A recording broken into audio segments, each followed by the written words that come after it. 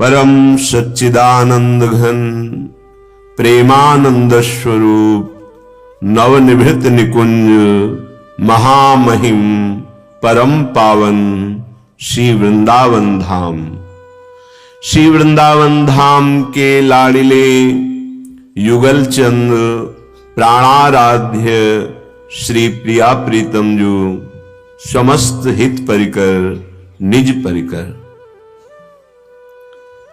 माया का भ्रमात्मक स्वरूप बहुत रूपों को सत्य मानना, जड़ चैतन्य स्त्री पुरुष मित्र शत्रु अच्छा बुरा, यही माया का इंद्रजाल है।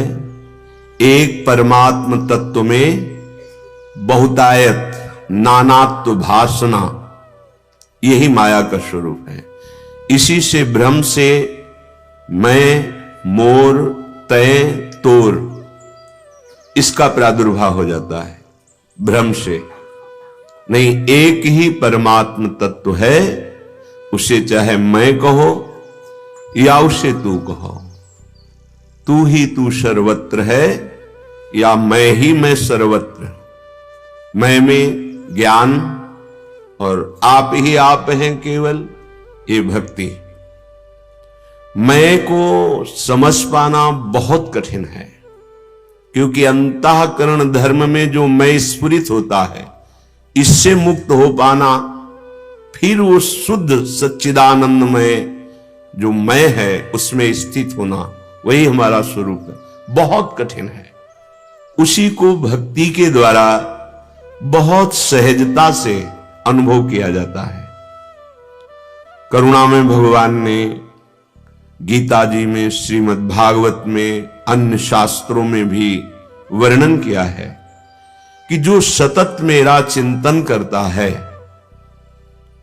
तो एक एक कवल से जैसे क्षुधा निवृत्ति तुष्टि पुष्टि होती जाती है, ऐसे ही महापुरुषों ने भी कहा, एक एक नाम जप करने से, एक एक क्षण भजन करने से उतना ही संसार से वैराग्य, अपने स्वरूप का बोध और भगवान के चरणारविंद में प्रेम जो चाहिए वो प्राप्त हो जाता है।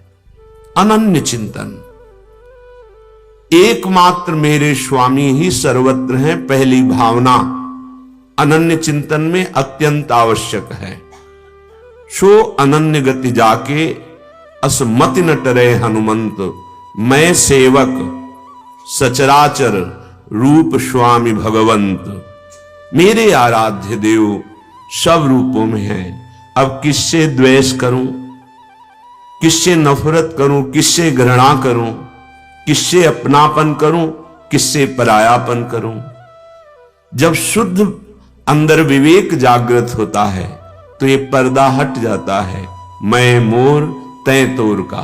फिर जो आनंद का अनुभव होता है उसे भगवदानंद कहते हैं। प्रगट में हम फंसे हैं तो प्रगट से ही हम मुक्त होंगे। इसीलिए भगवान सच्चिदानंद वृंदावन के रूप में, सच्चिदानंद नाम के रूप में, सच्चिदानंद रूप के रूप में, सच्चिदानंद लीला के रूप में हमारा उद्धार करने के लिए स्वयं भगवान प्रकट हैं। ये धाम स्वयं श्री भगवान है, नाम स्वयं नामी श्री भगवान है, रूप स्वयं भगवान है। जैसे अपना रूप पांच भौतिक माया में, स्वरूप सच्चिदानंद में, पर प्रभु का रूप चिदानंद है, प्रभु की लीला चिदानंद है।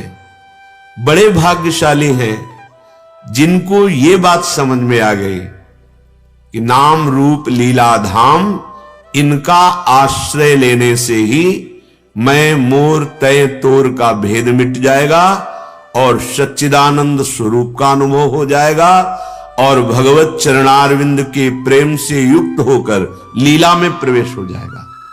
ये सब हो जाएगा, पर निष्ठा आ जाए।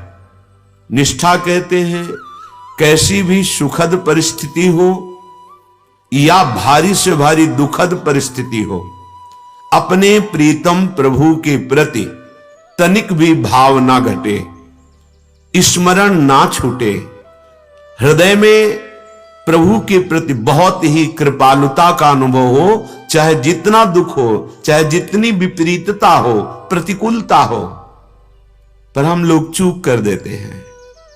अनुकूलता मिलती है तो हमें अच्छा लगता है, प्रतिकूलता मिलती है तो संशय हो जाता है, पता नहीं भगवान हमें स्वीकार किए कि नहीं स्वीकार किए, नहीं तो ये दुख क्यों मिलता, प्रतिकूलता क्यों मिलती। इसे निष्ठा नहीं कहते।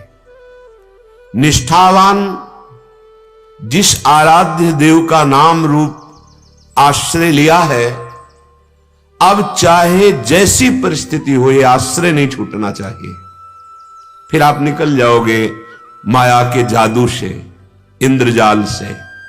श्रीपाद प्रबोधानंद जी कहते हैं, अपि बंधु सहस्रमस्तु में बत वृंदावन नित्य सेविना न तरामति भुक्ति मुक्तया परतो नापि परेश भक्तया। मुझे यदि श्री वृंदावन का आश्रय मिल जाए, यदि वृंदावन का वास मिल जाए, दो में से एक भी, तो मुझे कोई परवाह नहीं, चाहे हजारों दुख रूपी बंधन हो या ज्ञान का ही बंधन क्यों न हो, मुझे कोई परवाह नहीं। अतिशय भोग सामग्री मिल जाए या सब नष्ट हो जाए, मुझे मोक्ष मिल जाए या बंधन हो जाए, अब मुझे परवाह नहीं। इसे कहते निष्ठा। अनुकूलता को निष्ठा नहीं कहते। अनुकूलता तो जय गुरुदेव, प्राण गुरुदेव, जय वृंदावन, प्राण वृंदावन, जय स्वामिनी, प्राण लाडली। और जहां प्रतिकूलता है, जहां दुख आया, अपमान हुआ, जहां ये दिखाई दिया कि अब पहले जैसी कृपा तो नहीं रही, बस वहीं हमारा मन उदास होने लगता है, निराश होने लगता है। नहीं, निष्ठावान में ये दोष नहीं होता। कितनी बड़ी बात कह रहे हैं। आपि बंध सहस्त्र मस्तु, एक बंधन क्या, हजारों बंधन यदि मेरे हृदय में हो जाए तो भी मुझे कोई परवाह नहीं, क्योंकि वृंदावन का आश्रय ले लिया। वृंदावन का आश्रय का तात्पर्य है प्रिया प्रीतम के नाम का रटन, प्रिया प्रीतम के चरणों की शरणागति। ये धाम की कृपा से प्राप्त होता है। यदि आप राधा नाम सुन पा रहे हैं, यदि आप परम पावन श्यामा श्याम की चर्चा सिद्धांत सुन पा रहे हैं, तो वृंदावन की भूमि की कृपा से। अगर वृंदावन का आश्रय ले लिया जाए, वृंदावन कोई जड़ देश नहीं है, ये मां की तरह कृपालु है। हमारे चाहे हजारों गुण हो, हजारों दोष हो, तो वृंदावन अपने प्रभाव से हमें श्यामा श्याम से मिला देगा, अपने प्रभाव से हमारे दोष नष्ट कर देगा। विश्वास कीजिए, जो बड़ी बड़ी साधनाओं से दोषों का नाश नहीं होता, वो वृंदावन के आश्रय से, वृंदावन के वास से स्वाभाविक हो जाएगा। क्यों? क्योंकि वृंदावन रसिकों का संग प्रदान करेगा। हजारों बंधन हैं, पर हमें वृंदावन में निष्ठा हो गई है, अब कोई परवाह नहीं। हमारी भोग सामग्री बढ़े या नष्ट हो जाए, अब कोई परवाह नहीं। हमारा मोक्ष हो जाए या ना हो, इसकी भी परवाह नहीं। न बहिर्भौरे पुनर्भवाम बुद्धि मुत्तीर्य तथा भवाम बुद्धिम रससार निधान राधिकारति लीलावन में भाग्यतः। तो ऐसा क्या है वृंदावन में कि ना हमें मोक्ष की परवाह है, न बंधन की परवाह है, न भोग की परवाह है, न सुख सामग्री के नाश की परवाह है। क्या मिलेगा? रससार निधान राधिका रति लीला, ये प्राप्त होगा। जो बड़ी बड़ी साधनाओं से भी प्रियाजू के चरणारविंद की दासता प्राप्त नहीं होती। महाप्रेम स्वरूप हमारी लाडली जो है, ये वृंदावन प्रदान करता है। बड़ी बड़ी साधनाओं से पवित्र हुए हृदय में भी जहां ये राधा नाम स्फुरित नहीं होता, ये हरेश वृंदावनस्य, यही वृंदावन जब कृपा करता है तो क्रूर पापियों के हृदय से भी राधा राधा राधा ऐसा निकलने लगता है। बड़ी अद्भुत महिमा वृंदावन की। जो साधन करने पर भी सूक्ष्म अहंकार बना रहता है, वृंदावन की रजरानी की कृपा से वही अहंकार शुद्ध दासत्व में बदल जाता है। परम पवित्र अभिमान जागृत हो जाता है। हम श्री श्यामाजू के बल अभिमानी। ये महान अभिमान अखिल कोटि ब्रह्मांडपति भगवान श्री कृष्ण को भी अधीन कर लेने वाला है। जिसके अभिमान जागृत हो गया, हम श्री श्यामाजू के बल अभिमानी, हमारी श्री श्यामाजू, हमारी महारानी जू, ये जहां भाव आया तो लालजू महाराज न्योछावर हो जाते हैं। लालजू महाराज अधीन हो जाते हैं। अपनी संपूर्ण कृपा उस उपासक के हृदय में जागृत कर देते हैं, जिसकी जिह्वा पे राधा नाम और हृदय में गोरे चरणारविंद की ठसक भरी वृत्ति। ये अभिमान भरी वृत्ति हमारे माई श्यामाजू को राज, ये वृंदावन प्रदान करता है। बाहर किसी की सामर्थ्य नहीं। पूज्य महामहिम श्री प्राणप्रिय सखी ललिताजू के अवतार श्री स्वामी हरदास जी महाराज एक हिमालय से महायोगी पधारे, महिमा सुनी थी। उनको लगा मैं अपना कुछ चमत्कार दिखाऊं। विविध रूप धारण करने की चेष्टा स्वामी जी महाराज के सामने करके रिझाने की कि मैं बहुत चमत्कारिक हूं। देखा स्वामी जी की दृष्टि के सामने उनका कोई चमत्कार नहीं चल रहा। फिर मोर बन गए। स्वामी जी उस समय दाना चुना रहे थे। उनके सामने भी दाना डाला और कहा, जब तुम मोर बन गए हो, अब तुम्हारी गति बिगड़ेगी नहीं। मोर मेरे बन गए, प्रियाजू को रिझाने के लिए तुम मोर बन गए। हम जान रहे हैं तुम महान योगी हो, पर तुम्हें अभी तक वो रस प्राप्त नहीं हुआ जिस रस की प्राप्ति में परम विश्राम, परम आह्लाद, परम प्रेम जागृत होता है। वो तत्काल अपने रूप में आके चरणों में गिरे। स्वामी जी ने कहा, अभी जिस रस का किनका भी कभी तुम्हें साधना से नहीं मिला, आज वो श्यामाजू की कृपा से तुम्हें अनुभव हो जाएगा। स्वामी जी के शिष्य बने और स्वामी जी ने उन्हें नित्य विहार रस का मंत्र दिया। सारे योग ज्ञान साधना सब उसी आनंद सिंधु की प्राप्ति के लिए है। आनंद सिंधु का सार प्रेम रस का मूर्तिमान स्वरूप लाडली जू है। लाडली जू हमें मिल जाए, लाडली जू का नाम हमें प्राण प्यारा लगे, लाडली जू की सेवा हमारा जीवन बन जाए, ये केवल वृंदावन प्रदान करेगा। विश्वास कीजिए, इसीलिए आगम निगम पुराण अगोचर हमारी लाडली जू हैं। आगम निगम पुराणों में भी आपको विस्तार से राधा यश नहीं मिलेगा, क्योंकि राधा यश ये वृंदावन भूमि प्रदान करती है, एकांतिक महाप्रेम रस। इसीलिए कह रहे ना बहिर्भव, अब मुझे इस बाहरी संसार से भी कोई भय नहीं। चाहे बहिर्मुख पुरुषों का संग हो, मेरा कुछ नहीं बिगाड़ सकते। क्यों? क्योंकि जिह्वा पे राधा नाम है। और कहे ना पुनर्भवाम बुद्धि, मुझे मोक्ष नहीं चाहिए। क्यों? क्योंकि मैं प्रेम रस में जो लाडली जू के चरणारविंद से प्राप्त होता है, अब हम उस मार्ग में आ गए। सच्ची मानिए, प्रियाजू का भरोसा मात्र लालजू को अधीन कर लेगा, और लालजू के हाथ में अनंत ब्रह्मांडों का स्वामित्व है। फिर अपने को क्या परेशानी। जाके अधीन सदाई सांवरो या ब्रज को शिरताज, हमारे माई श्यामा जू को राज। अब हमें वो रहनी मिल जाए।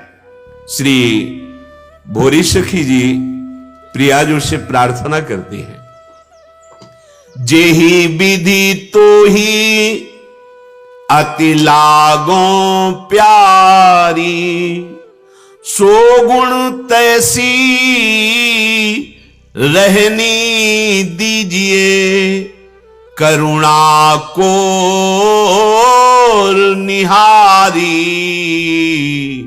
जेहि विधि तो ही अति लागो प्यारी। प्यारी जू, हमें तो पता नहीं कि आप कैसे रीझती हो, कौन सा गुण होना चाहिए, कैसे स्वभाव होने चाहिए। लाडली जू, आप वो हमें प्रदान कर दो, वो गुण दे दो, वैसी रहनी दे दो, वैसा स्वभाव बना दो जिससे आप रीझ जाएं। श्री सद्गुरुदेव भगवान एक बार कह रहे थे कि आपने प्रभु के बहुत से स्वरूपों की सवारी देखी होगी, लेकिन आपने ये जाना कि प्रियाजू की सवारी क्या है? नहीं महाराज जी, हमें तो पता नहीं कि प्रियाजू की सवारी क्या है। उनका दैन्य, गुरुदेव भगवान ने कहा दैन्य, जिसके हृदय में दैन्यता आ गई उस हृदय कमल पर प्रियाजू स्फुरित हो जाती है। श्री राधिका स्फुरत में हृदय केल सिंधु, हमारे हृदय में लाडली जू तभी प्रकट होंगी, तभी उनका प्रेम प्रकट होगा जब दैन्य आ जाए। हमारे रहनी में बहुत गड़बड़ी है, ये देहाभिमान। हम अपने इष्ट, अपने गुरुदेव से भी केवल अनुकूलता की ही चाह करते हैं। ये देहाभिमान है। ये जब तक गलित नहीं होगा तब तक आप जान ही नहीं पाएंगे कि अनुकूलता वास्तविक किसे कहते हैं। आप इंद्रिय और बाहरी व्यवहार को अनुकूलता समझते हैं। हमारी इंद्रियां जिसमें राजी हो जाएं वो भोग, बाहरी मान प्रतिष्ठा सम्मान, इसे अनुकूलता। ये तो अज्ञान है। जब आपके अंदर अहंकार देह भाव का, तभी आपको ये प्रिय लग रहा नहीं, ये जहर है। भगवत मार्ग का पथिक कभी ये जहर नहीं पीता। सम्मानम कल्याति घोर गरलम, ये जो सम्मान है, ये जो बाहरी प्रतिष्ठा है, यश कीर्ति है, वे प्यारी जू से बहुत दूर कर देता है, क्योंकि अहम इससे पुष्ट होता है। बहुत सावधान। बड़ी वस्तु प्राप्त करने के लिए यहां छोटा बनना होता है। जो जितना छोटा बन जाता है उतनी ही बड़ी ऊंचाई पर पहुंच जाता है। यहां का उल्टा खेल है। यहां तृण से भी जो नीच हो जाता है वो विश्वंभर भगवान भी उसके आगे हाथ जोड़ते हैं। यत किंकरी शुभसा खलु काकुवाणी, काकुवाणी माने दैन्य वचन। परम पुरुष प्रभु श्री कृष्ण चंद्रजू भी उन सखियों के हाथ जोड़ते हैं जो अत्यंत दैन्य होकर तत्सुख भाव से स्वामी जी की सेवा में लगी हैं। आप वही कर रहे हैं। प्रगट में स्वामी जी की जो सेवा कर रहे हैं, एक एक सेवा स्वामी जी के समीप पहुंच रही, सीधे स्वामी जी की सेवा कर रहे हैं। बस अहम ना आने पावे। अहम आ गया अगर तो उस सब सेवा ढक जाएगी। जैसे सुंदर 56 प्रकार का भोग बनाया और थोड़ा सा भी मलिन विष्ठा गिर जाए, चाहे पशु पक्षी का ही क्यों न हो, बीट गिर जाए, वो भोग लगाने योग्य नहीं होगा। एक भी मक्खी मर जाए, भोग लगाने योग्य नहीं होगा। एक भी बाल गिर जाए, वो भोग लगाने योग्य नहीं होगा। ऐसे ही किसी भी सत्क्रिया का कर्तृत्वाभाव, अभिमान आ जाए, वो हमारे प्रभु की प्राप्ति में बाधा खड़ी कर देगा। कितना सूक्ष्म है अध्यात्म। किसी भी सत्क्रिया का, असत की तो चर्चा ही नहीं, सत्क्रिया का कर्तृत्व भाव आ जाए तो भगवत प्राप्ति में, भगवत प्रेम में वो बाधा खड़ी कर देगा। तो हे लाडली जू, मुझे वो रहनी दे दो। ये केवल रसिक जनों की कृपा से मिलती है। लाडली जू प्रगट में आकर के कभी किसी जो सिद्ध महापुरुष उनसे संभाषण करती है, पर लाडली जो हमारे गुरुदेव के रूप में सीधे हमारी जैसी बात करके हमको शासन और दुलार के द्वारा अपने योग्य बनाती हैं। गुरुदेव हमारी लाडली जो है, लाडली जो हमारे गुरुदेव हैं। गुरुदेव और लाडली जो में इतना भी जब तक भेद रहेगा तब तक वस्तु का बोध नहीं होगा। गुरु गोविंद न भेद कराई, अगर जरा भी भेद दिखाए, हरि हरिवंश भेद नहीं होई, प्रभु ईश्वर जाने सब कोई, दोई कहे ना अनन्यता। हमारे गुरुदेव कौन? हमारी लाडली जो, हमारी लाडली जो ही अपने रस का रसास्वादन कराने के लिए गुरुदेव के रूप में पधारी हैं और हमारी जैसी भाषा बोलकर हमको दुलार और शासन दोनों के द्वारा पावन कर रही है। उपासक की वृत्ति को देखा जाता है, दुलार में तो मुस्कुराहट होती है, लेकिन शासन में अंदर से जो प्रतिक्रिया होती है वो दासत्व की नहीं होती है, वो प्रतिकूल होती है। ऐसा नहीं होना चाहिए। कोई भी भगवत मार्ग का पथिक या भगवत प्राप्त या भगवत स्वरूप महात्मा, इतना भी द्वेष नहीं होता पूरी सृष्टि में। हरिवंश नाम लीन जे अजात शत्रु ते सदा, तुम्हें डांटेंगे क्यों?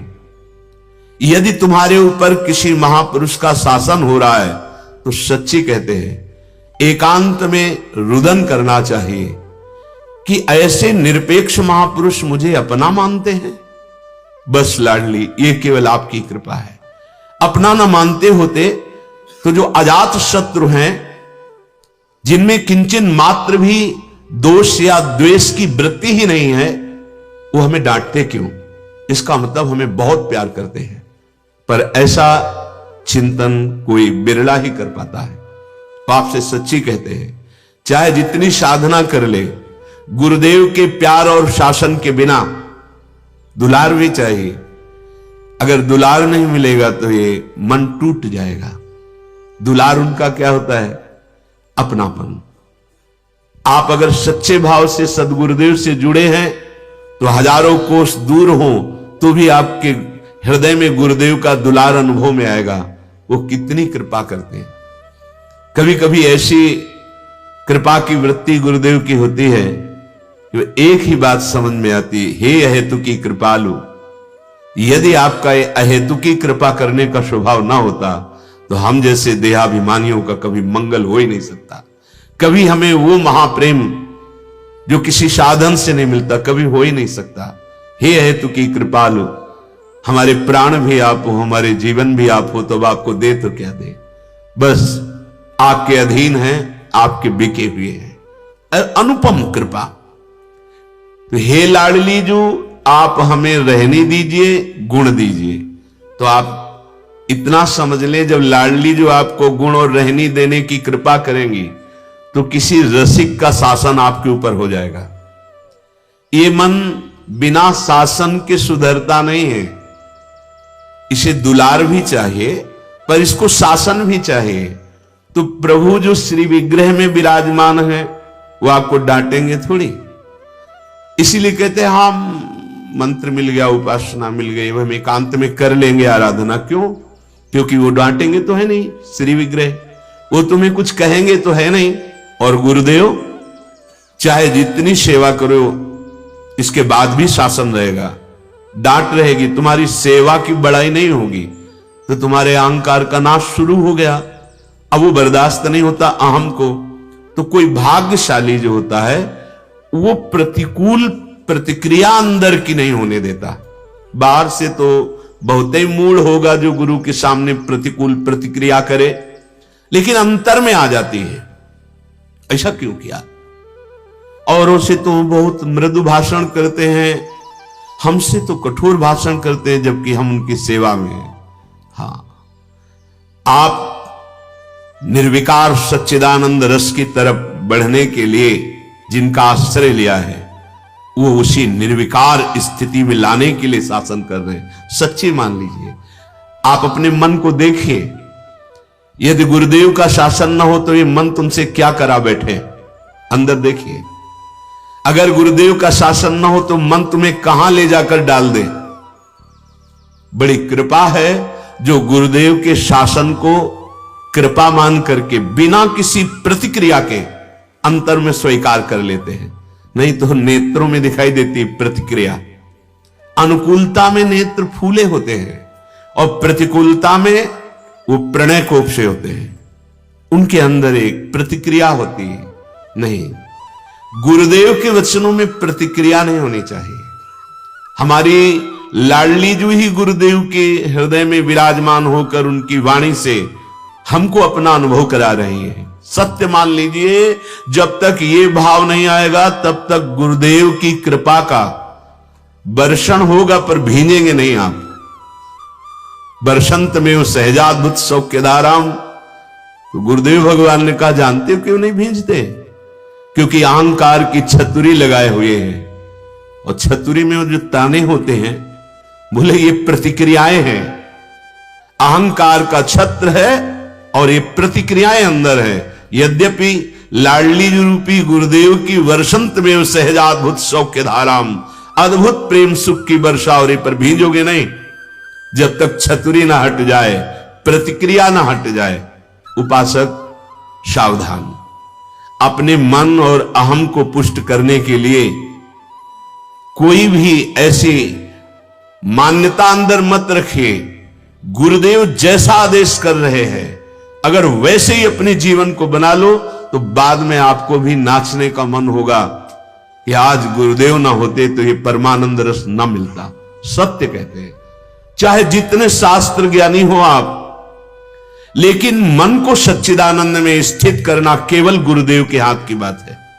इसीलिए मोक्ष मूलम गुरु कृपा शब्द है, साधन शब्द नहीं लिखा। ध्यान मूलम गुरु मूर्ति, पूजा मूलम गुरु पदम, मंत्र मूलम गुरु वाक्यम, मोक्ष मूलम गुरु कृपा। गुरु कृपा पात्र जन के लिए कुछ दुर्लभ नहीं। जे गुरु चरण रेणु अनुरागी, तेजन लोकहु वेदहु बड़भागी। वेद भी उसकी प्रशंसा करता है, और लोक में तो बिस्तरे सब जग विमल कीरति, साधु संगति ना टरे, बास वृंदा विपिन पावे, श्री राधिका जो कृपा करे। गुरुदेव जो नाम दिए, जो मंत्र दिए, जैसे कह रहे हो वैसे चलो। आपका जीवन अब आपका नहीं है, गुरुदेव का जीवन है। क्या आप ऐसा मानते हैं? क्या आप ऐसा देख पाते हैं अपने हृदय में कि मेरा जीवन गुरुदेव का जीवन है? नहीं, आपका जीवन जितना अनुकूल पड़ा उतना स्वीकार करेंगे, इसके बाद नहीं। तो जितना अनुकूल पड़ा वो मायाकृत आपका है। गुरुदेव सच्चिदानंद मायातीत रस देने के लिए ही आपको शासन में लेते हैं। इसलिए जो लाडली जी से मांगा जा रहा है कि हमको वो गुण दे दो, वैसी रहनी दे दो, हमारी सूक्ष्म से सूक्ष्म अधम वृत्ति का नाश करके परम पावन सर्वान वस्तुतया निरीक्ष परम स्वराज, ये केवल गुरुदेव से। बहुत जगह ऐसी बात देखी कि वो केवल गुरुदेव पकड़ पाते हैं और वही अपने शासन के द्वारा सुधारते हैं।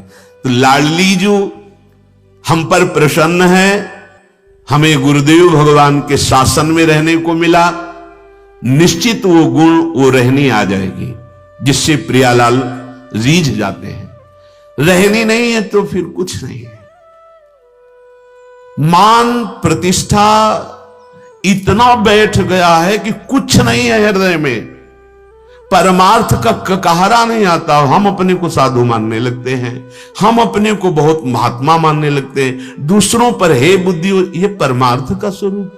दूसरों में भगवत बुद्धि, अपने में हे बुद्धि, ये परमार्थ का स्वरूप।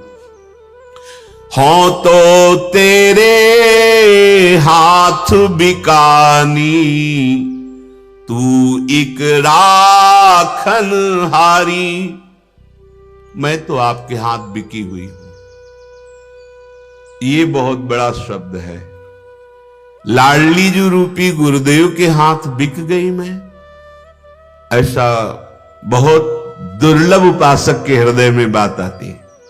आज के बाद तुम ऐसा कदापि नहीं करोगे, कदापि नहीं होना चाहिए, क्योंकि तुम बिके हुए हो, तुम्हारा अधिकार नहीं है ना अपने शरीर पर ना व्यवहार पर। जैसा आदेश हो, मन क्रम वचन त्रिशुद्ध सकल मत, हम श्री हित हरिवंश उपासी। कब? अब जो ही कहा करें हम सोई, आयुष लिए चले निज दासी। अगर हम थोड़ा भी मनमानी करते हैं तो अपना अस्तित्व रखते हैं, तो आपके हृदय में आ जाएगा कि परमार्थ पथ पर मैं आगे नहीं चल पाऊंगा। आ जाएगा आपके हृदय में, क्योंकि अब आपने हाथ छुड़ाने की बात सोच ली। हाथ छुड़ा लिया तो तुम माया की फिसलन में टिक नहीं सकते हो, बिक गया। आप जो ही कहें करें हम सो, ये बात समझ लीजिए अच्छे से। अगर परमार्थ पथ पे चलना है तो बिकना है लाडली जू के हाथ में।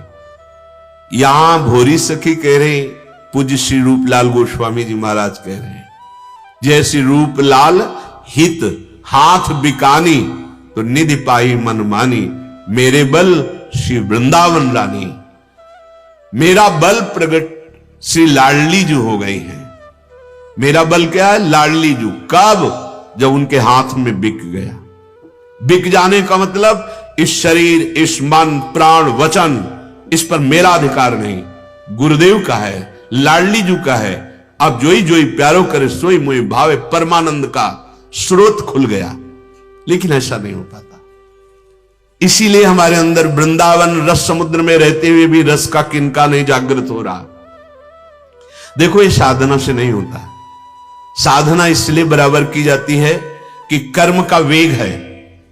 अगर आप सत कर्म नहीं करेंगे तो असत कर्म होने लगेंगे। बकाये रस कृपा से प्रकट होता है। भगवान प्रेम बंधन में बंध जाते हैं। यशोदा मैया लालजू को पकड़ने के लिए दौड़ी, लालजू आगे भाग रहे हैं, थोड़ा अंतराय है, पकड़ नहीं पा रहे। पीछे मुड़ के देखा, पसीना आ गया है भाल देश पर, बेणी की पुष्प गिर रहे हैं, स्थूल शरीर, मैया थकित हो गई, लाला पकड़ में आ गया। क्या समझे? जब तक दौड़ने की सामर्थ्य पकड़ में नहीं आएंगे, पर दौड़ना पड़ेगा। और वो देख लिया कि दौड़ते दौड़ते थक गया, तो स्वयं वो पकड़ में आ जाते। कृपा। मैया बांध रही रस्सी से, 2 अंगुल छोटी पड़ती जा रही। जब देखा हार गई मैया, ना घर में कोई रस्सी रह गई है बांधने के लिए, और ना मैया में अब सामर्थ्य रह गई, बंध गए सरकार। तात्पर्य, तुम्हारे सारे उपाय, तुम्हारा सारा वेग जब शांत हो गया, तुम हार गए, तो भगवत प्राप्ति हो गई। जब तक अंदर कोई वेग है, अंदर अहम क्रिया है, तब तक नहीं। वो देखते रहते हैं, वो बंधन में नहीं आते। ये लालजू का स्वभाव है। फिर लालजू के हृदय का मूर्तिमान प्रेम हमारी लाडली जो है, वहां तक तो लालजू ही पहुंचाते हैं। लाल रंगीलो गाइए ताते प्रीति रंगीली पाइए। लालजू कृपा करते हैं, तब श्री किशोरी जी के चरणों की तरफ बढ़ना होता है। हों तो तेरे हाथ बिकानी, कोई कठिन बात नहीं। आप तो भोगों में बिके हुए हैं, बिकना तुम्हारा स्वभाव हो गया है। आप देख लो, काम ने खरीद लिया, गुलाम बना दिया, क्रोध ने बना दिया, मोह ने, राग ने, अनंत जन्म इसी में बिक गए। एक जन्म दे दो ना, ये जन्म लाडली जी को दे दो। भला सुख समुद्र लाडली जी का ऐसा स्वभाव है कि आपको दुख देंगी। अरे भारी दुख में भी सुख है, भारी दुख में भी सुख में रखती है। कैसे तुम्हें बताएं? उनका स्वभाव ही है सुख प्रदान करना। बरसाने वाली कही गई है, बरसाने वाली, हर समय सुख बरसाती रहती है। दुख तो हमारी अहम वृत्ति में है, हमारी मन वृत्ति में है। उसी का नाश करने के लिए तो गुरुदेव रूप से शासन है। आप ऐसा नहीं करेंगे, आप ऐसा करेंगे, आप ऐसे चलेंगे, आप ऐसे देखेंगे, आप ऐसे बैठेंगे, आप ऐसे बोलेंगे। एक छोटी छोटी बातों को कृपा करके रस सिंधु के चिंतन से हटकर वो हमारा चिंतन करते हैं। हमको देखते हैं कि हमारे में कौन सा दोष है, और हम उनके प्रति प्रतिक्रिया सोचे। प्रतिकूल प्रतिक्रिया, यही हमारा दुर्भाग्य हो जाता है। फिर माया दंड देती है, क्योंकि कृपा सिंधु भगवान की शासन विभाग माया है। इसके पार्षद हैं काम, क्रोध, लोभ, मोह, मद, मत्सर। जहां प्रतिक्रिया गुरुदेव के प्रति प्रतिकूल हुई कि इन बहादुरों का शासन आपके हृदय में हो जाएगा। काम से पीड़ित, क्रोध से पीड़ित, वही आतंक शुरू हो जाएगा तुम्हारे हृदय में जो माया भगवत विमुखों के साथ करती है। इसलिए सावधान। हो तो तेरे हाथ बिकानी, क्या जाएगा? यदि आप प्रभु के हो गए और अंदर से हो गया कि मेरा अब इस जीवन पर अधिकार नहीं, ये तो लाडली जी को समर्पित जीवन है, तो कोई भी बाधा कभी भी स्पर्श नहीं कर सकती। गृह कानन में रहो कहूं भी, पकड़े ना ही पला, रे मन भजिए नंद लला। चाहे जंगल में हो, चाहे एकांत में हो, चाहे समाज में हो, कोई तुम्हारा पल्लू पकड़ सके इतनी बड़ी सामर्थ्य नहीं। क्यों? क्योंकि ये बिका हुआ जीवन तुम्हारा लाडली जी के हाथ में। अब किसी शक्ति की भी सामर्थ्य नहीं कि तुम्हें परास्त कर सके। पर ऐसा बिकना भी गुरुदेव की ही कृपा से होता है। वही हमें ऐसी स्थिति देते हैं, वही हमें ऐसा भाव देते हैं कि हम उन्हीं के हाथ बिक जाते हैं। अन्यथा हम अहंकारी, ये बिकना आता ही नहीं है। कितनी बार प्राण त्यागे हैं, कोई मजाक नहीं कर रहे। कितनी बार इन्हीं भोगों के लिए, इन्हीं संबंधियों के लिए, इसी शरीर की नाना प्रकार की वृत्तियों के लिए प्राण गवाते चले गए। एक बारे मानो देह आप हमारी किशोरी जी को दे दीजिए, कुछ और नहीं देना। उसी घर में रहो, उसी परिवार में रहो, जो क्रियाएं कर रहे हो धर्म शास्त्र युक्त करो, बस राधा राधा राधा, और अंदर से सोचो कि मैं किशोरी जी का हूं और ये जो सेवाएं मिली हैं ये सब किशोरी जी के चरणों में समर्पित। आप अपने जीवन को देख लें, कितनी महानता में पहुंच जाते हैं। तेरी सहज रीझ नित चाहो और सुकाज कहारी, कोटि प्राण तेरे पग पर वारों, छिनहु देखी छटारी, जेहि विधि तो ही अति लागो प्यारी। प्यारी जू, बस हमारे हृदय में एक ही बात है कि आप मुस्कुरा दो, आप राजी हो जाओ। हे गुरुदेव भगवान, बस एक ही चाहत है, आप मुस्कुरा दो। जब हमारा प्राण समर्पित, चित्त समर्पित हो जाता है तो अधिक प्रीति मन भा संदेहा, अधिक प्रेम होने पे मन में संदेह हो जाता है। नाराज है क्या? कोई गलती हो गई क्या? आज ये मुस्कुरा के क्यों नहीं देख रहे हैं? आज इन्होंने हमारी तरफ देखा नहीं, क्या हमसे कोई गलती हो गई? हर क्षण उपासक समर्पित होते हुए बार बार समर्पित होता रहता है, बार बार शरणागत होता रहे। इस सुख को वही जानता है जो समर्पित है। हमारे इष्ट का, हमारे गुरुदेव का स्वभाव है, कभी छोड़ नहीं सकते। प्यारी जो आपकी रीझ चाहती हूं, ये वृंदावन धाम है, ये प्रेम मार्ग। यहां सब अपनी वासनाओं की पूर्ति के लिए प्रयासरत रहते हैं, लेकिन प्रेमी जन क्या कह रहे हैं? केवल आपकी मुस्कुराहट चाहते हैं।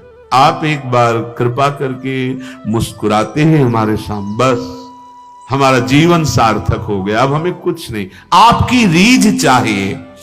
और सुकाज कहारी, और मुझे किसी से कोई संबंध नहीं। देखो, ये विशुद्ध प्रेम का मार्ग है। जैसे मीरा जी कहती, मेरे तो गिरधर गोपाल दूसरो न कोई। आप वृंदावनवासी, राधा उपासी, ये ठसक आ जानी चाहिए। और सुकाज कहारी नहीं, हमारी लाडली जो से जो बने सो बने, हमें और किसी की तरफ नहीं देखना। अनन्यता, रसना कटो जो अन रटो, निरख अन फुटो नयन, श्रवण फुटो जो अन सुनो, श्री राधा जस बैन। ये बात आ जानी चाहिए। और अगर लाडली जी के प्रति अनन्यता आ गई तो आप समझ रहे हो, जितनी शक्तियां सब लालजू के ही अंश से प्रकाशित हैं। आप देखो, कृष्ण अवतार में भगवान जगदम्बा जी को आदेश करते हैं, जाओ बलराम जी का आकर्षण करो रोहिणी जी के गर्भ में, और तुम स्वयं यशोदा के पार्श्व में कन्या के रूप में विराजमान हो। इस समय मैं स्वयं अवतरित हो रहा हूं। तुम्हारा चामुंडा, दुर्गा, अंबा आदि नाम से भगवान स्वयं आदि, ये सब भगवान ही अपनी शक्तियों के रूप में प्रकाशित हो रहे, और अनंत शक्तियों के स्वामी प्रभु हमारी लाडली जी के प्रेमाधीन है। हमारे लिए कुछ दुर्लभ है, समझ आ जाए केवल इतनी, तेरी सहज रीझ नित चाहो, आप मुस्कुरा दिए ना बस, हमें और कुछ नहीं चाहिए, भोग मोक्ष दो, ये सब नहीं, प्रेमी जन ये सब नहीं चाहते। अभी वो हृदय में वासना का भूत है, वो उतर जाए, फिर आप देखिएगा वृंदावन रस का। कोटि प्राण तेरे पग पर वारो, लाडली जू करोड़ों प्राण अगर होते, है ही नहीं करोड़ों प्राण, स्थूल में 5 प्राण कहे जाते हैं और सूक्ष्मता में 10 प्राण कहे जाते हैं, 10 ही प्राण है। अगर करोड़ों प्राण होते तो हे स्वामिनी जो आपके चरणों में न्यौछावर कर देती, किस पर? एक बार केवल मुस्कुरा देने पर।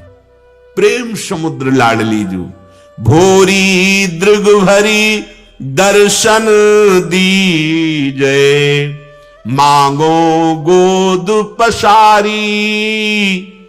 बस एक बार आप हमारे दृष्टिगोचर हो जाओ। तो प्यारी जू कभी अकेले नहीं आती है, ध्यान रखना। श्री हरिवंश सुरीत सुनाऊं, श्यामा श्याम एक संगाऊं, छीने कबहु न अंतर होई, प्राण सुएक देह दोई।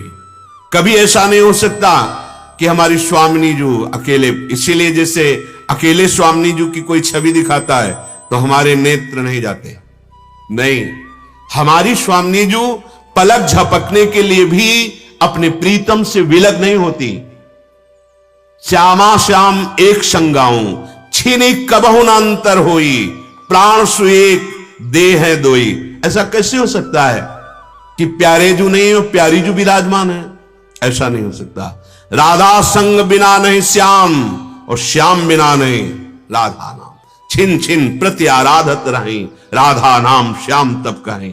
हमारी प्यारी जू प्यारे जू जब कभी दर्शन देते हैं तो गलबई हादी, मनो मृणाल भूषण भूषित भुज, श्याम अंश पर डारी। श्री लालजू महाराज को बार बार रसिक जनों ने कहीं नहीं मांगा कि आप दर्शन दे दो, प्यारी जू से कह रहे। क्यों? क्योंकि जहां प्यारी जू वहीं लालजू महाराज। एक क्षण के लिए कभी वो स्वयं कहते हैं, ये अली प्रिया बदन अंबुज रस अटके अनत न जात, कहा कहो इन नैनन की बात। मैं प्यारी जू के रूप से एक सेकंड के लिए भी पलक झपकने का वियोग नहीं, नेत्रों से भी। अरे और तो और बात जाने दो, अगर नेत्र रूप का दर्शन कर रहे हैं तो श्रीअंगों में विरह संचार होता है। यदि हृदय से श्रीअंग स्पर्श हो रहे हैं तो नेत्रों में विरह संचार होता है। यह हमारे प्यारी जू प्यारे जू का प्रेम रंग है। ऐसी जी होत जो जी सो जी मिले, तन सो तन समाय लियो तो देखो कहा हो प्यारी। श्री स्वामी हरिदास जी, ये अद्भुत महाप्रेम रस जिसके लिए प्यारोढ़ुम क्षमते ने अच्छी शुकादी नाम तो अध्यानगम। अब इस रस की प्राप्ति के लिए ये चाह होना कि एक बार केवल हमारे हृदय में ये प्रबल चाह है कि आप मुस्कुराते हुए एक बार, मैं गोद पसार करके मांग रही हूं लाडली, एक बार मेरे सामने आ जाओ। ये भाव तभी आएगा जब हमारे अंदर विशुद्ध भक्ति का जागरण हो, प्रेम भक्ति का जागरण हो। ये केवल बातों से नहीं पूर्ण होने वाला। नातेन राज परितोषा क्षुधा शांतिर्वा। हम राजा के महल की बात सुन लिया, राजा का वैभव की बात सुन लिया तो हम राजा तो नहीं बन गए ना। हम भोजन की विविध प्रकार की प्रणालियां सीख ली तो भूख तो नहीं मिटी ना, उसे बना करके पाना पड़ेगा। ऐसे ही हम प्रियालाल के प्रेम की बातें सुन रहे हैं पर हम प्रेमी नहीं हो जाएंगे। हमें प्रेम मार्ग के उन सद्गुणों को धारण करना पड़ेगा। जब तक हम अहंकार पूर्वक कर्तृत्व भाव से जो भी कार्य कर रहे हैं उन कार्यों को प्रियालाल के चरणों में समर्पित करें। अपने को पता चलता है कि अहम है तो समर्पित करें। वो समर्पण आपके कर्तृत्व भाव का अपहरण कर लेगा। बहुत सरल है, आप ध्यान दीजिए। जो भी आप कार्य कर रहे हैं, अभी हम ना शुद्ध ज्ञानी हुए हैं ना प्रेमी, तो हम अपने कर्तृत्व भाव से ही कर रहे हैं कि मैं कर रहा हूं। उसको यदि प्रभु को समर्पित कर दे, प्रियालाल को यत करोषि, तो उसका प्रभाव होगा कि प्रभु आपके कर्तृत्व भाव का अपहरण कर लेंगे। जो ही कर्तृत्व भाव हटा और दैन्यता आई तो सारी दैवी संपदा आ जाती है। ये अहंकार ही दैवी संपदा को आने नहीं देता। हमारे अंदर दिव्य शक्तियां हैं, ये अहम के कारण नहीं जागृत हो रही। ये अहम बहुत सरल तरीके से भगवान अपहरण कर लेंगे। आप केवल जो भी कार्य करते हैं उन कार्यों को भगवान को समर्पित कर दीजिए। ये तो सर्वाणि कर्माणि, बस आप देखिएगा वो कृपा सिंधु भगवान आपके कर्तृत्व भाव का अपहरण कर लेंगे। तस्मात् सैव ग्राह्या मुमुक्ष भी। इसलिए समस्त बंधनों के नाश करने के लिए एकमात्र भगवान की विशुद्ध भक्ति को ग्रहण करें। कोई भी बंधन, चाहे काम का हो, क्रोध का हो, लोभ का हो, मोह का हो, ये कोई भी नहीं रह जाएगा यदि आपके अंदर भक्ति का जागरण हो जाए। जो ज्ञान के द्वारा कैवल्य परम पद प्राप्त किया जाता है, अति दुर्लभ कैवल्य परम पद, संत पुराण निगम आगम बद, राम भजत सोई मुकुति गुसाई, अनिच्छित आवई बरी आई। बड़े भाग्यशाली हैं जो ये बात समझ रहे हैं। अन्य शक्तियों की तो बात जाने दो, कैवल्य परम पद जो ज्ञान के द्वारा बड़ी कठिनता से प्राप्त किया जाता है, वो जो नाम जप कर रहे हैं, भगवान के आश्रित है, इच्छा नहीं है, जबरदस्ती कैवल्य परम पद उसे प्राप्त हो जाता है। बरियाई, जबरदस्ती, अनिच्छित, इच्छा भी नहीं है, जबरदस्ती कैवल्य परम पद प्राप्त हो जाता है जो नाम जप कर रहे हैं और भगवत आश्रित हैं। अब शुद्ध भक्ति का स्वरूप क्या है? तत्व विषय त्यागात संगत त्यागात च। देवर्षि नारद जी कह रहे हैं विषय त्याग और संग त्याग, ये दो विशुद्ध भक्ति में बहुत आवश्यक है। कई बार समझाते हैं, उचित विषयों का धर्मयुक्त सेवन करने पर उससे वैराग्य होता है। जैसे कहा जाता है आप शरीर को पवित्र रखो, तो शरीर की पवित्रता जितनी आप रखेंगे तो शरीर से अनासक्त हो जाएंगे, इसका फल है। यद्यपि लगता ऐसा है कि ज्यादा पवित्रता की तरफ बढ़ोगे तो शरीर में आसक्ति हो जाएगी।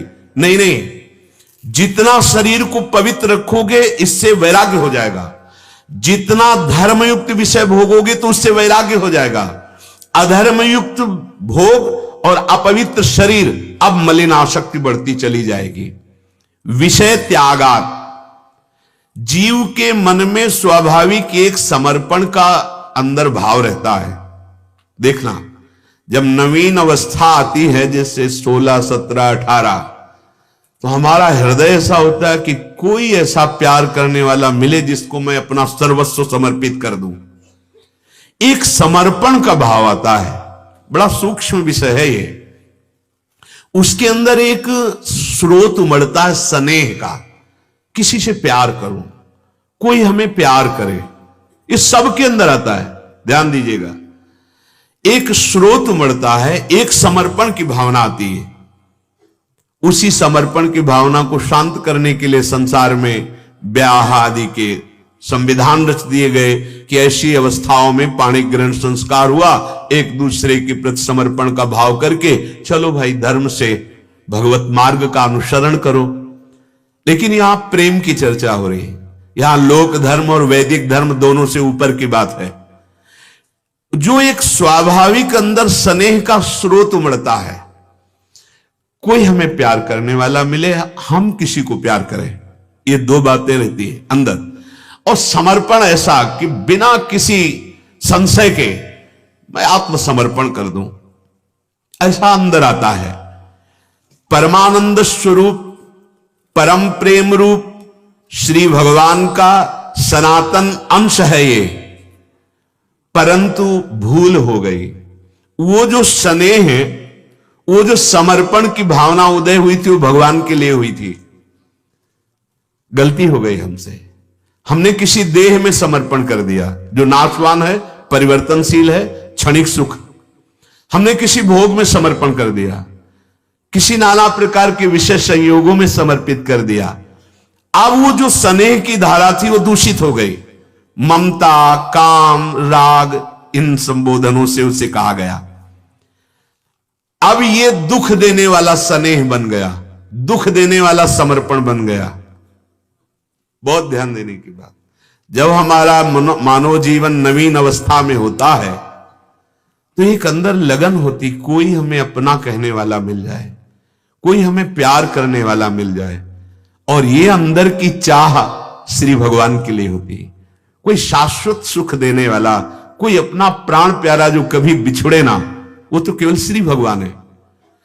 हम अज्ञान के कारण गलती कर बैठे, शरीरों को अपनापन दे बैठे। स्नेह शरीरों से, अपने शरीर के सुखों से, वो जहां से भी मिल रहा हो।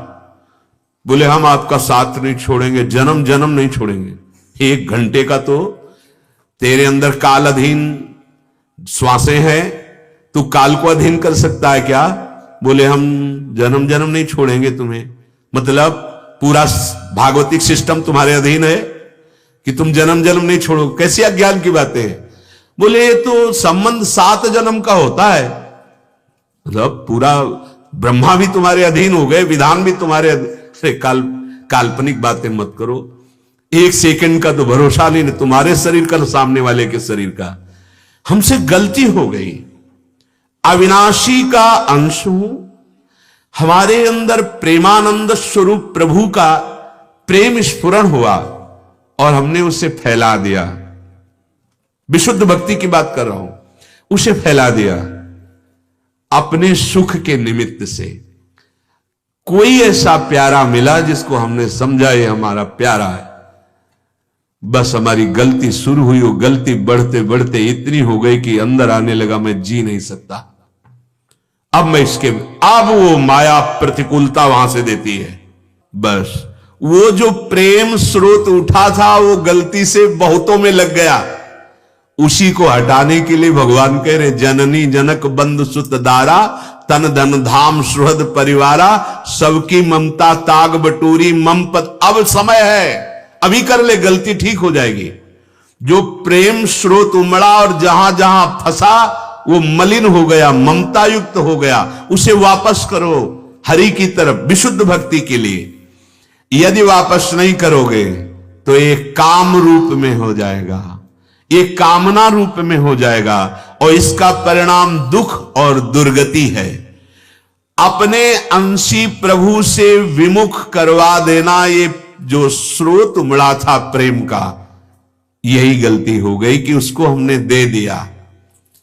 अब उसको समेटना है, साधना समेटने की है। सबकी ममता ताग बटोरी, बड़ा कठिन है, बहुत कठिन है।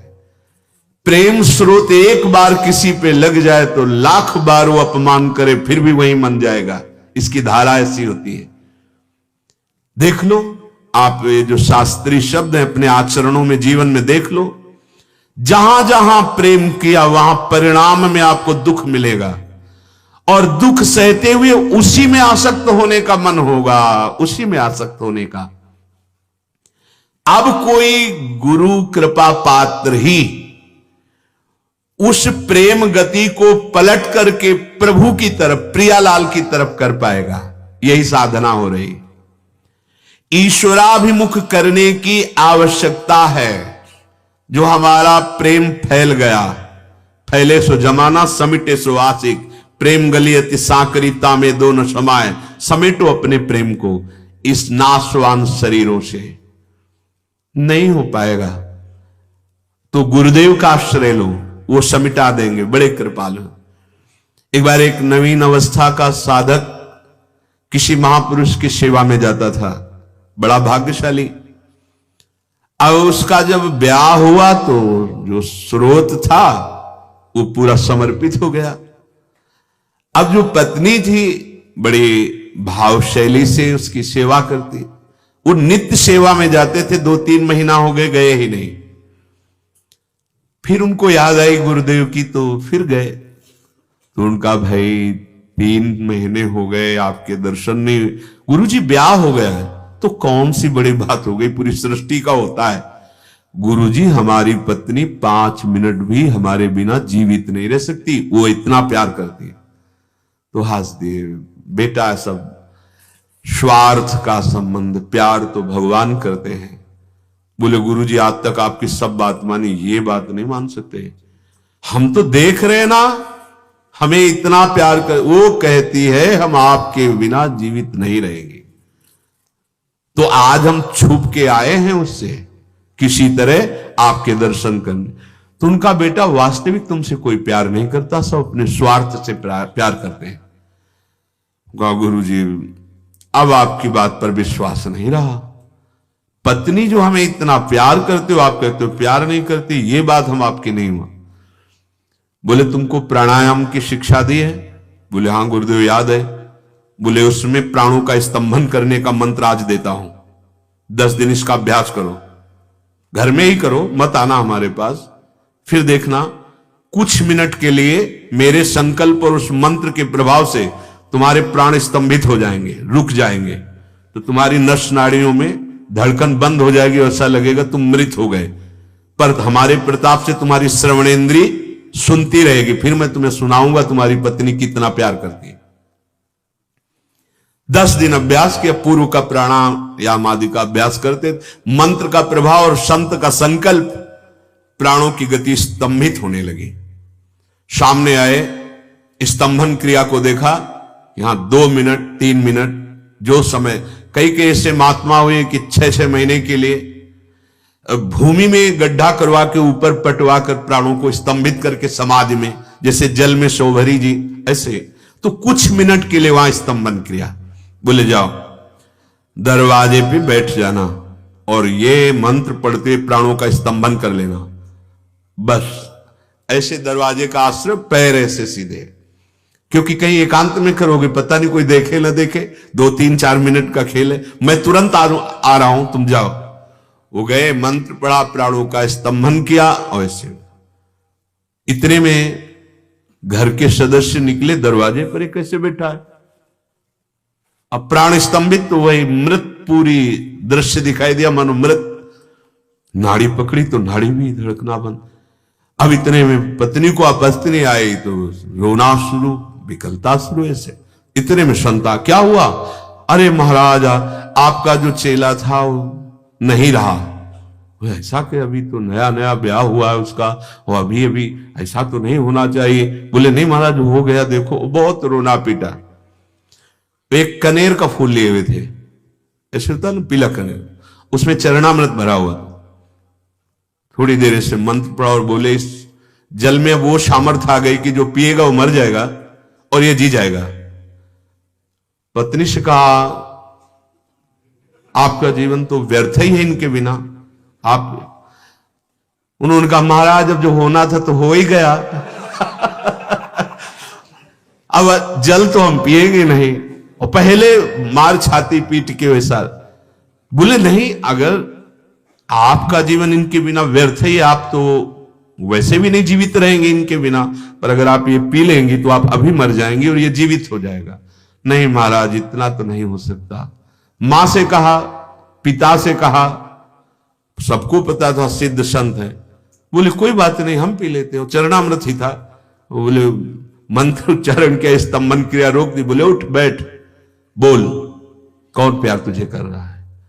बोले गुरुदेव। बोले अब भगवत चिंतन करते हुए इन्हीं के बीच में रहे, सबको प्यार कर, लेकिन बात समझ, एक श्री भगवान के सिवा तुझे कोई प्यार नहीं करता।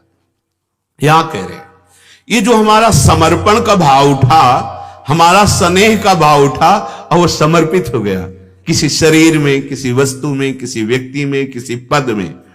अब इसे विषयाभिमुखी गति को पलटकर ईश्वराभिमुखी करने की आवश्यकता है, और ये होगा केवल गुरुदेव की कृपा से। इसीलिए कहा गया चाहे शिव बिरंच सम होई, गुरु बिनु भवनिधि तरे न कोई। देखो, गुरुदेव का अधिकार आप जितना दोगे उतना ही होगा।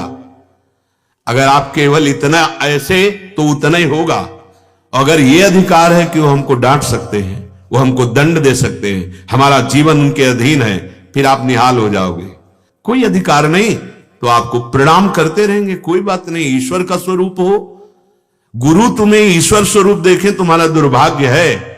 गुरु अपना बच्चा रूप देख ले, यह सौभाग्य की बात है।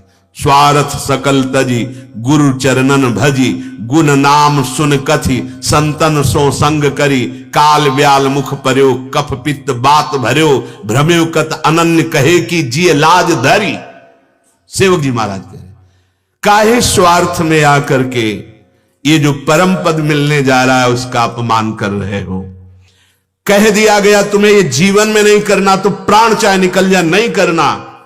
गुरु वचनों पर, गुरु वचनों का अनादर, मनमानी आचरण, कैसे आपका ईश्वराभिमुख भाव आएगा?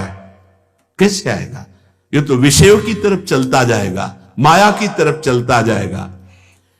दो उपाय गुरुदेव देते हैं, ध्यान दीजिए।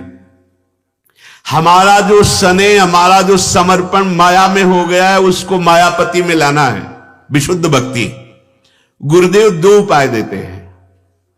पहली आज्ञा, धर्म युक्त विषय का सेवन, अधर्म से कभी विषय का सेवन ना होने पावे।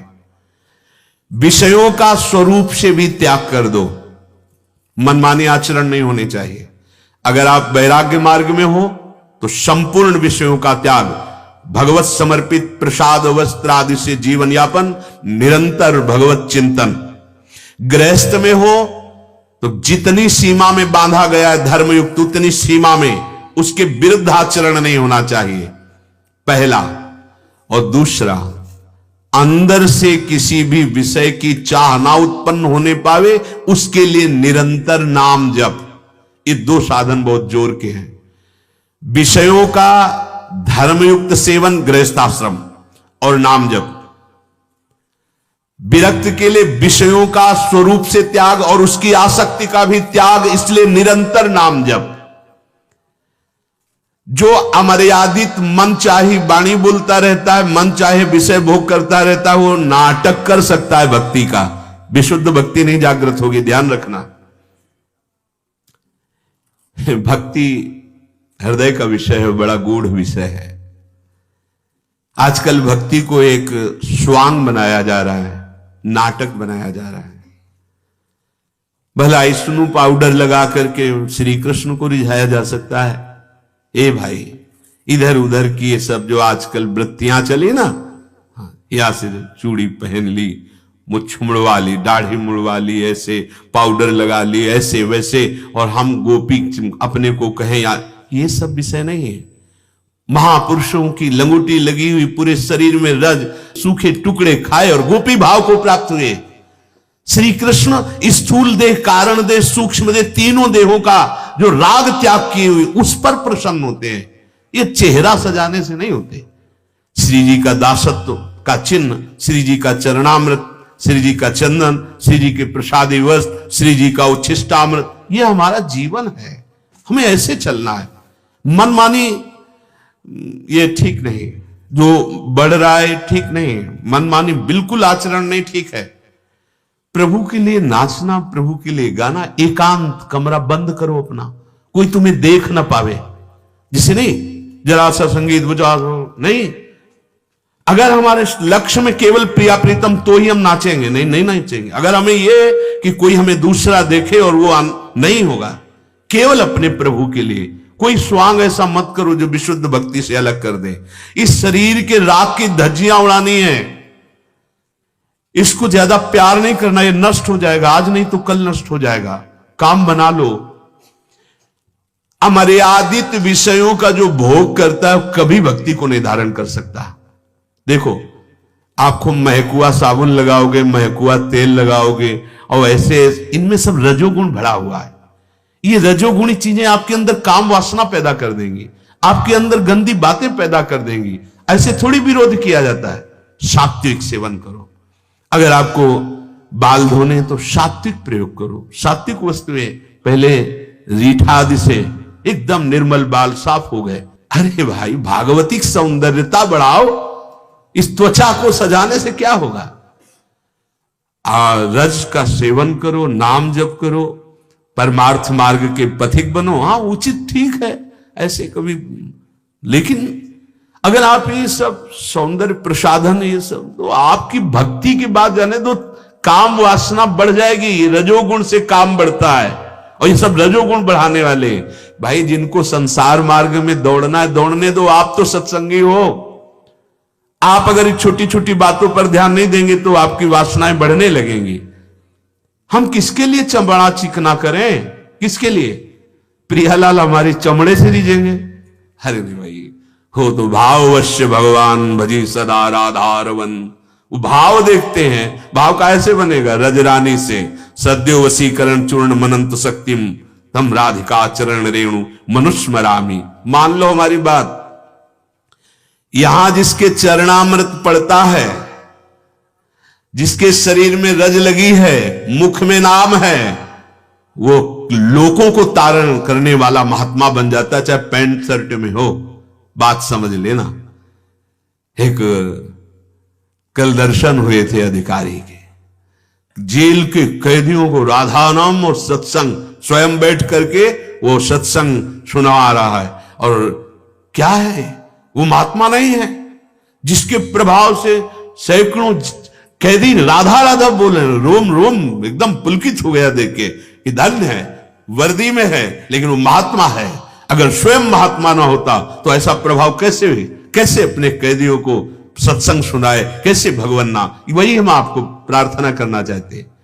ये महात्मा का केवल बाहरी वेश ही नहीं होता, महात्मा का स्वभाव होता है। आप सब महात्मा हैं यदि आप नाम जप करते हैं, आप पवित्र भाव से रहते हैं, रजोगुण तमोगुण से बचते हैं, सतोगुण का सेवन करते हैं, आप महात्मा हैं।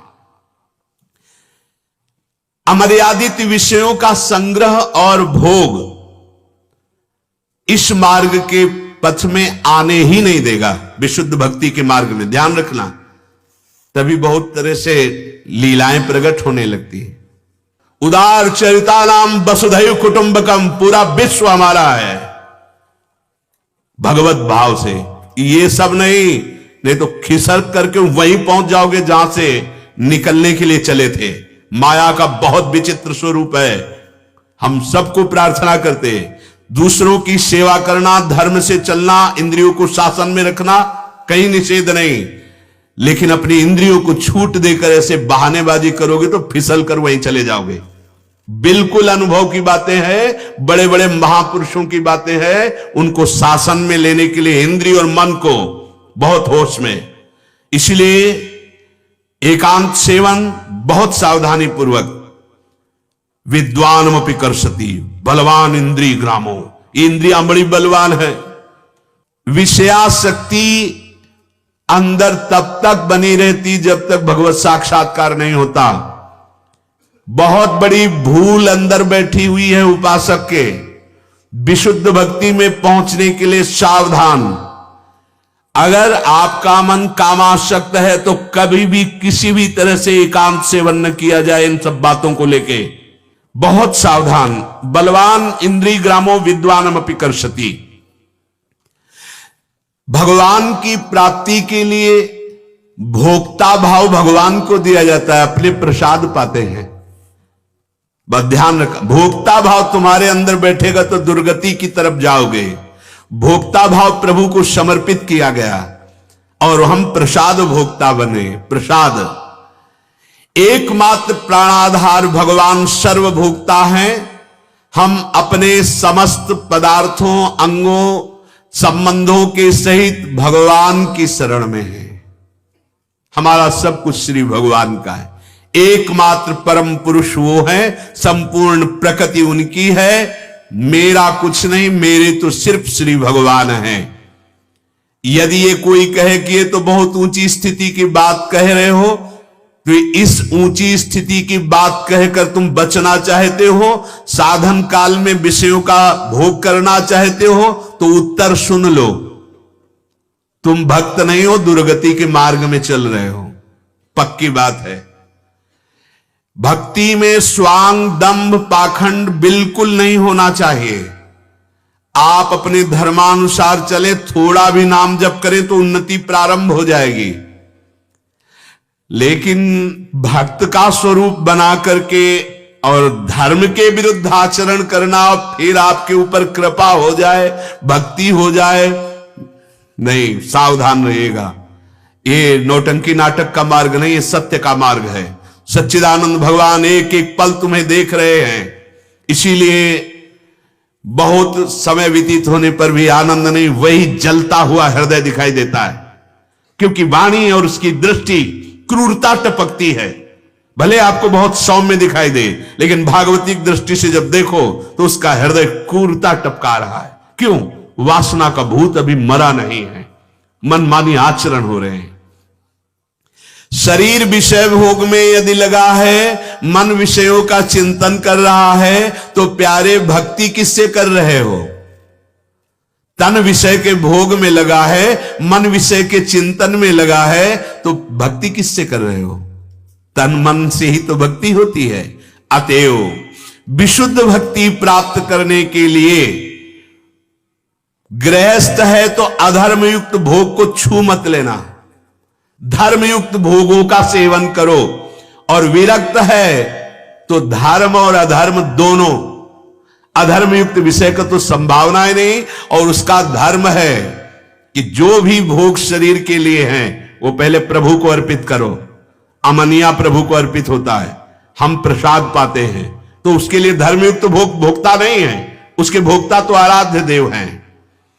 जो विषयों का चिंतन करता रहता है, नियम है कि वो शरीर से विषय भोग करेगा ही, नहीं बच सकता। इसलिए मन से सावई मना कृष्ण पदारविंदयो, प्रभु का चिंतन, उसी में आसक्ति। विषयान ध्यायतश्चित्तम विषयेषु विसज्जते, मामनुस्मरतश्चित्तम मय्येव प्रविलीयते। जो विषयों का चिंतन करता है मन विषयों में आसक्त हो जाता है, जो मेरा चिंतन करता है वो मेरे में आसक्त हो जाता है। प्रभु में आसक्त हो जाना ही भक्ति है, विषयों में आसक्त हो जाना ही दुर्गति है। मन को शब्द दोष देते हैं कि मन बड़ा नीच है, उसकी कोई गलती नहीं है।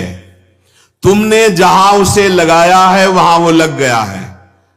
ऐसा अनुभव किया गया कि मन एक बलवान व्यक्ति जैसा समझो, पर उसकी आंखें नहीं है, वो देख नहीं पाता।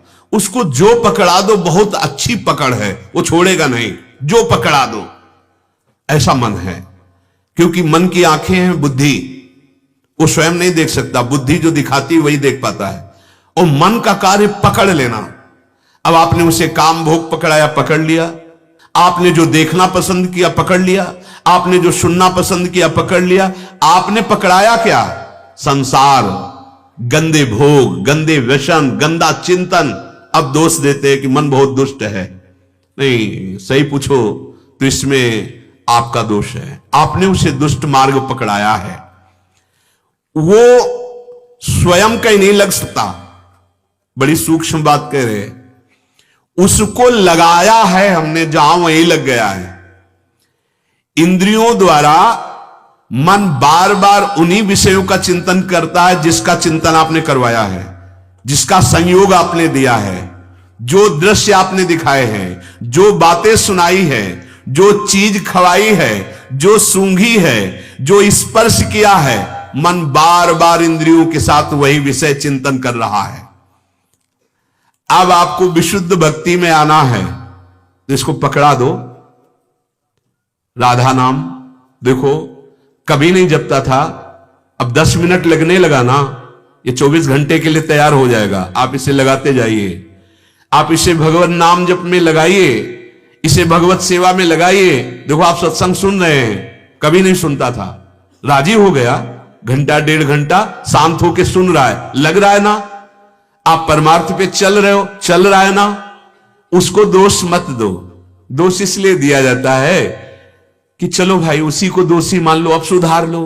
बकाया उसका दोष नहीं है, आपका दोष है। आपने जहां जहां मन लगाया वहां वहां वो लगा हुआ है, आप हटाना चाहें हटा लीजिए, और अब प्रभु में लगाना चाहे तो लगा लीजिए। थोड़ा गलत अभ्यास के कारण वो पकड़ बहुत जोर की है, छुड़ा दो बस उसको और पकड़ा दो नाम। तो सच्ची कहते हैं, जैसे दिल धड़कता है हम धड़काते नहीं, पलक झपकती हम झपकाते नहीं, श्वास चल रही हम चलाते नहीं, ऐसे भजन होने लगेगा। जिस दिन मन ने राधा नाम पकड़ लिया, रात दिन ऐसा परमानंद प्रदान करता है कि मन को प्रणाम करने का मन होता है। बलिहार है, वंदना है तेरी जो तूने सही मार्ग पकड़ लिया। गलत मार्ग हमने पकड़ाया, वो छुटाना बड़ा कठिन हो रहा है, इसलिए गुरु का सहारा लेना पड़ रहा है। गुरु कौन है? हमारी आत्मा ही तो है, कोई और थोड़ी है, हमारी आत्मा। जब आप जानोगे तो जानत तुम्हें हो जाएगी। सच्चा शिष्य वही है जो गुरु स्वरूप हो जाता है।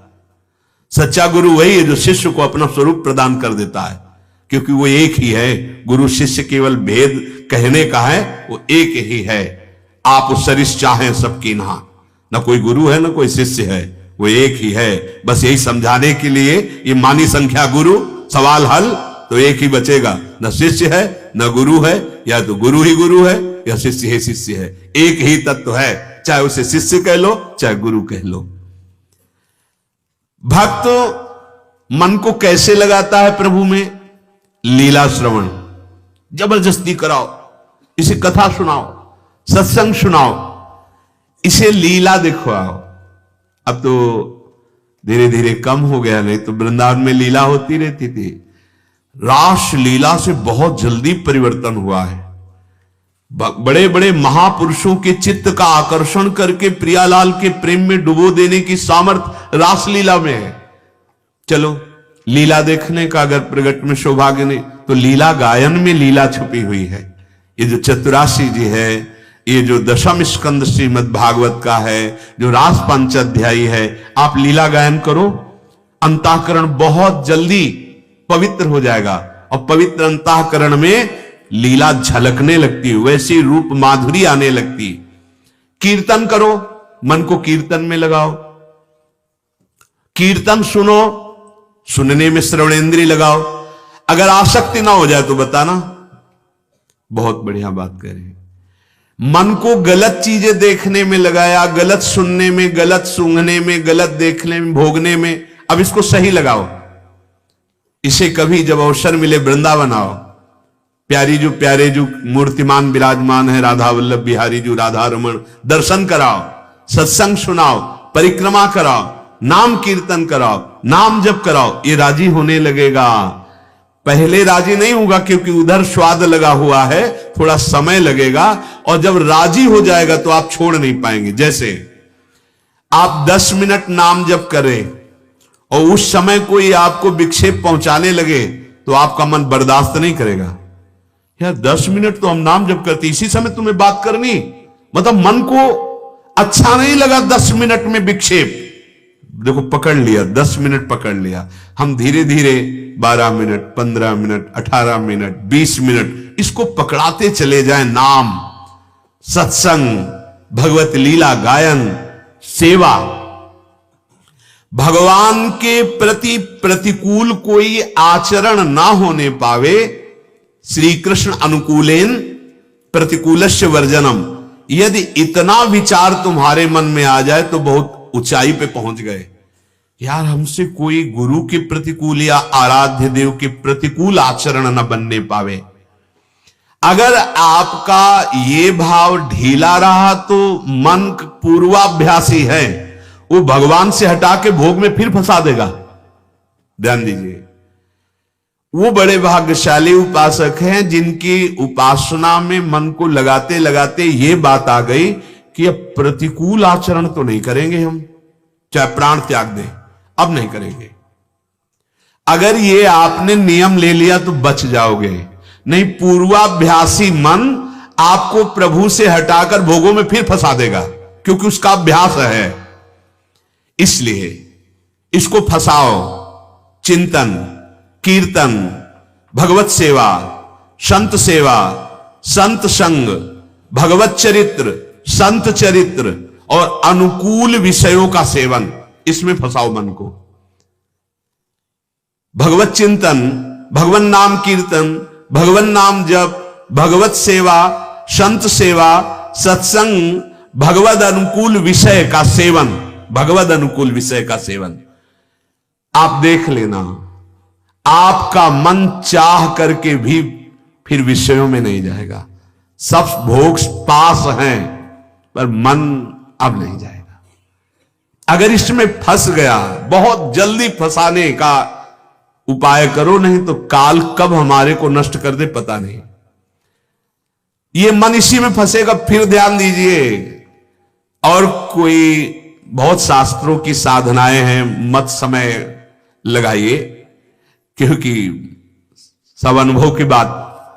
भगवत चिंतन, नाम कीर्तन, नाम जप, भगवत सेवा, साधु सेवा, सत्संग, भगवद अनुकूल विषय का सेवन, क्योंकि जल पीना, भोजन पाना, वस्त्र धारण करना, ये सब विषय के अंतर्गत ही है, ये सब विषय पदार्थ ही है। भगवद अनुकूल जो हम प्रभु को अर्पित कर सके वही हम सेवन करेंगे। विषयों का सेवन केवल शरीर यात्रा के लिए, कुटुंब पोषण के लिए धर्म पूर्वक धन कमाना, यथासंभव आए हुए अतिथि साधु की सेवा का भाव रखना।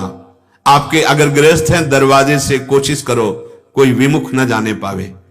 दरवाजा मत खोलिए, पर उससे वचन माधुरी के द्वारा स्वागत तो कर सकते हैं। राधे श्याम, कैसे आगमन हुआ, हमको भोजन चाहिए, खड़े रहिए आप, 5 मिनट कुछ लाता हूं, दे दीजिए, जल दे दीजिए, भोजन दे दीजिए। आप अंदर मत बुलाइए, अगर आप पहचान नहीं है तो मत बुलाइए, पर आप कठोर वचन, निरादर, तिरस्कार मत। हमारी श्रद्धा नहीं है कि हम रुपया दे सकें। राधे श्याम, कोई अपराध नहीं लगेगा। पर अगर दरवाजे से अतिथि वापस चला जाए तो आपके सुकृत नष्ट हो जाएंगे। इस प्रकार से यदि चला जाए तो हमारे हृदय का जो स्नेह उमड़ा था, भोगों में और व्यक्तियों में चला गया था, वो लौट करके श्री हरि प्रिया में आ जाएगा, प्रभु में आ जाएगा, श्यामा श्याम में आ जाएगा। विषयाशक्ति और विषय अब दोनों आपको नहीं खींच सकते। जो ही ऐसा हुआ तो मयि अर्पितात्मनः सभ्य निरपेक्षस्य सर्वतः मयात्मना सुखम यत्तत् कुतः स्यात् विषयात्मनाम। ओहो, श्री भगवान की वचन। मुझ में जिसका चित्त लग गया, अब कौन सा ऐसा भोग है कि उसको खींच सके? नहीं खींच सकता। त्रिभुवन में कोई ऐसा भोग नहीं है कि भगवत चित्त आत्मा को घसीट सके, जिसका मन, जिसका चित्त प्रभु में लग गया है। क्योंकि मैं स्वयं उसके हृदय में सुख स्वरूप से स्फुरित हो जाता हूं। अब उसे बाहरी सांसारिक सुख कैसा दिखाई देता है? रमा बिलास राम अनुरागी तजत बमन जिम जन बड़ भागी। वो बड़भागी जनों के सामने समस्त भोग सामग्री ऐसे दिखाई देती है जैसे बमन। कोई बमन नहीं खाना चाहेगा। ऐसे त्रिभुवन का भोग कोई उसे भगवान के चिंतन से हटाकर अपना चिंतन करा दे, ऐसा नहीं हो सकता। तभी तो लिखा है नारायण स्वामी ने कि ब्रह्मादिक के भोग सब विषम लागत ताई, नारायण ब्रज चंद की लगन लगी है जाई। पर मयि अर्पितात्मनः सभ्य, मेरे में अर्पित कर दिया है मन जिसने। कैसे अर्पित करेंगे? बार बार इसलिए कह रहा हूं कि यही मन लगाना है। भगवत चिंतन करना, भगवत नाम कीर्तन करना, भगवत नाम जप करना, भगवत सेवा करना, संत सेवा करना, सत्संग सुनना, भगवत अनुकूल विषयों का सेवन करना। यदि हम इनमें मन लगा पाए तो एक स्थिति ऐसी आ जाएगी कि हमारे मन के सामने दुनिया के भोग हो तो मन चलेगा ही नहीं भोगने के लिए। जैसे बमन खाने के लिए मन नहीं होगा, ऐसे हो ब्रह्मादिक के भोग सब विषम लागत आए। तो हम अपने मन को सच्चिदानंद प्रभु के अभ्यास में, इन्हीं के अभ्यास में लगाए। अभ्यास योग युक्तेन चेतसा नान्यगामिना। हमारा चित्त प्रियालाल की सिवा कहीं जाए ना, तो विशुद्ध भक्ति हमारे हृदय में जागृत हो गई। हमारा मन कहीं और ना जाए, यही विशुद्ध भक्ति का स्वरूप है। वो विशुद्ध भक्ति का स्वरूप प्रभु को अधीन कर लेता है। भक्ताधीन मनः प्रभु को कहा गया है। भक्तों के अधीन हो जाते हैं प्रभु। कितना बड़ा सुख! अखिल कोटि ब्रह्मांडों का स्वामी जब हमारे हृदय में निरंतर सुख दे रहा है, फिर बाहर माया जनित सुख की इच्छा नहीं। हमारा मानव जीवन की पूर्णता अपने मन को प्रभु के नाम में, प्रभु के चिंतन में लगाएं, प्रभु के आश्रित रहें। शेष चर्चा आगे। श्री राधा वल्लभ लाल की।